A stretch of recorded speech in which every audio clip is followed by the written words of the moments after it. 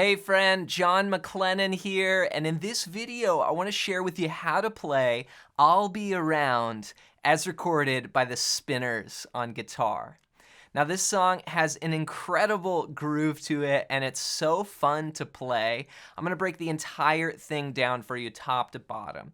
Now it's predominantly just one main chord progression, but there's a little change in the chorus and there's some cool guitar fills like the octaves at the top. I'm going to break it all down for you in this video.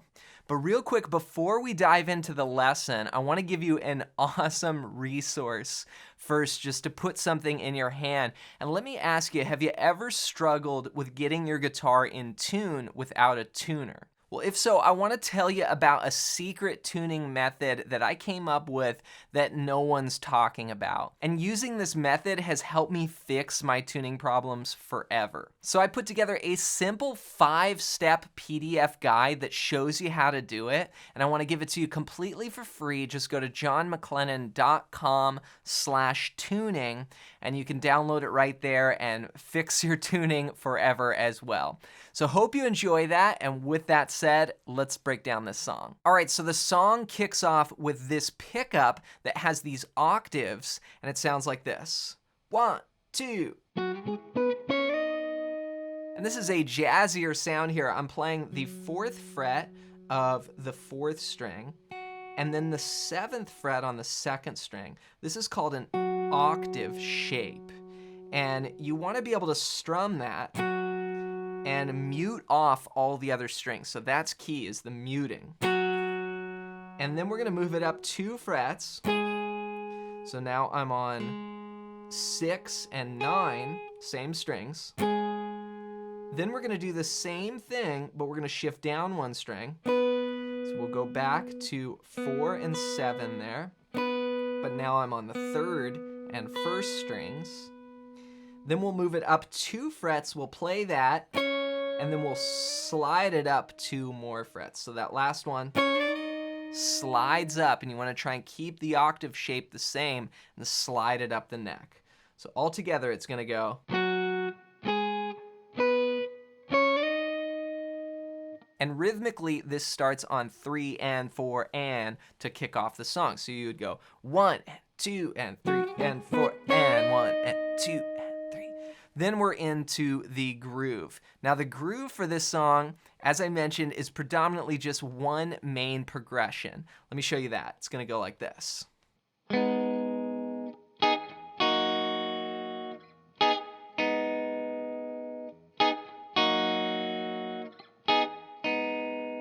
So it just cycles around there, and I'm using 3 chords here.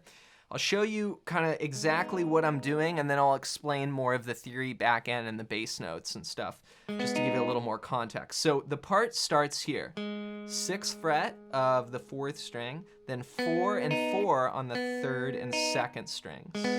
Just playing what's called a triad there, 3 notes. And then what we're gonna do, that's our first chord, then the next chord, we're gonna bar a little bit more with that index. So first we were grabbing just 2 strings, then we're gonna grab 3.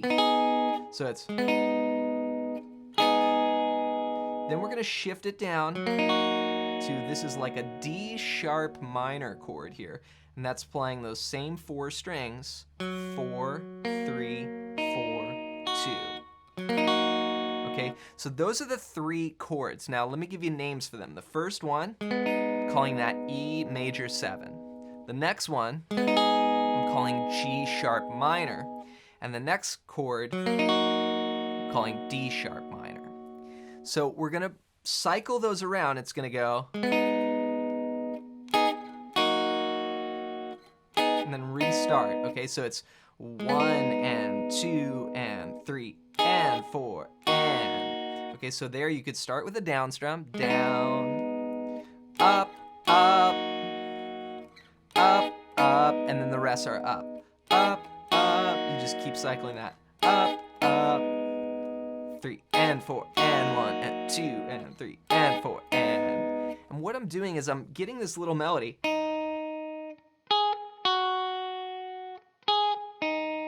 In the chord, so that's the top note of each chord. 1, 2, and 3, and 4, and Now I said I was gonna give you a little bit of sort of a backstory on these chords. What's happening here is we actually have the bass playing an E. So this is an E major 7 like that, and then the bass goes up to G sharp, and then this is what it would sound like with the bass in there. So that's a lot to play. You know, those are big chords and stuff. Can get a little clunky. So I like just playing kind of more of a groove. That's what I would play with a band, is just playing those parts. And again, this is kind of basically the keyboard part on guitar. So 1, 2, and 3, and 4, and 1, and 2, and 3, and 4, and. So it'd start off with the octaves and then go into that. So 1, 2, and 3, and 4, and 1, 2, and 3, and 4, and 1, 2, and 3, and. Now you could combine the parts. You could leave off the slide, and you could go, and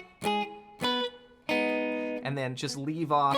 Basically, you would play the first 3 octaves, 1 and 2, and then go to the first chord, the E major 7. So that would be like 2 and 3 and 4. And if you wanted to kind of combine those parts, but I think it's 2 guitars on the recording. I think there's like an overdub that just goes, lets that ring out, and then there's, you know, another part doing the rhythm underneath.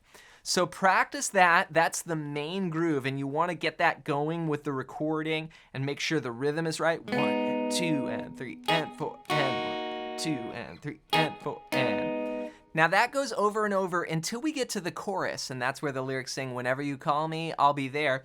And what happens here is we go.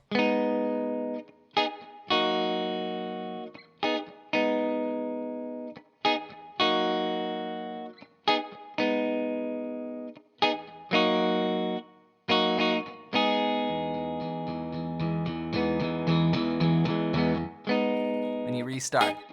Okay, so it's basically the same thing. We're gonna start E major 7, G sharp minor, D sharp minor, back up, then it restarts. Actually gonna do it 3 times, and then on the 3rd time, we'll hold that D sharp minor, you know, with the bass has the F sharp there. I'll be around. So that's 3 and 4 and. So you stay on that chord, and then you go 3 and, then on the and of 4, hit that E major 7. And I like to build in. And here's where I add some of those fuller notes to the chord. So instead of just playing this, I add my pinky to the 7th fret of the 5th string, and then play the low E as well. 1, 2, 3, 4, then back to the main progression.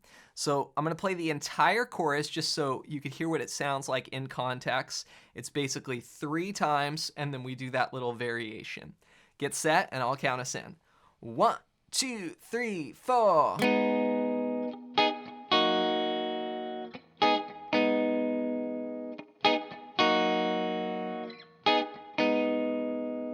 Here we go. 2 and 3 and 4 and 1 and 2 and 4 and 1 and 2 and 3 and 4 and main progression.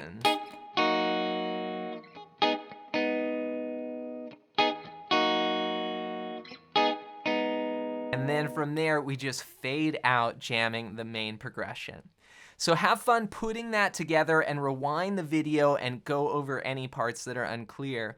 And remember that once you get all of this down, even if your fingers are playing the perfect parts and you're getting the rhythm, but you're not in tune, then it really doesn't matter. So make sure to grab my tuning guide at the first link down below. And this is gonna show you the secret method that I use that no one's talking about for tuning up your guitar, and it helped me so much.